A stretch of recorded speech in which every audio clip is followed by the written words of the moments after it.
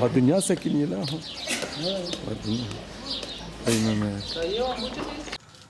Evet. Es-salatu vesselamu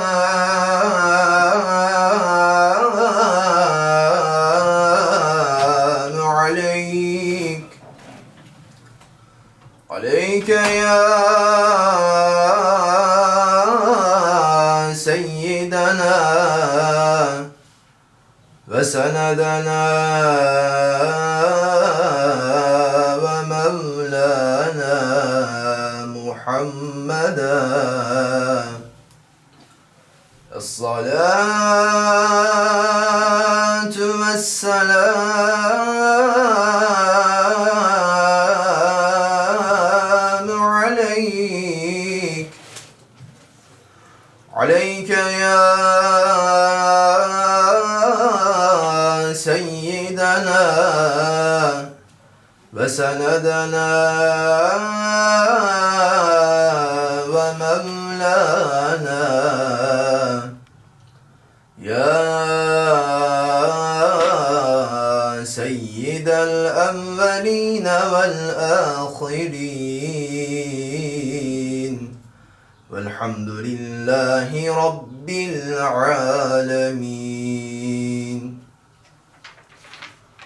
Manisa ili Somel ilçesinde meydana gelen maden faciasında hayatını kaybeden kardeşlerimize Allah'tan rahmet, ailelerine sabrı cemil dileriz. Ruhları için El Fatiha.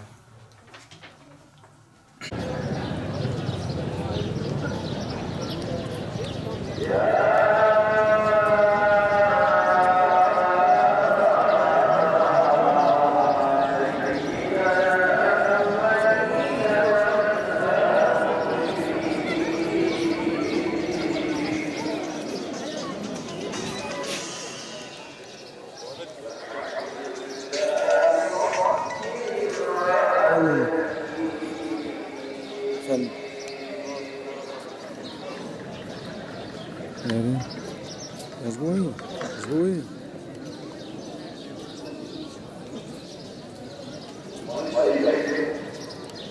Tamam da çekiyor.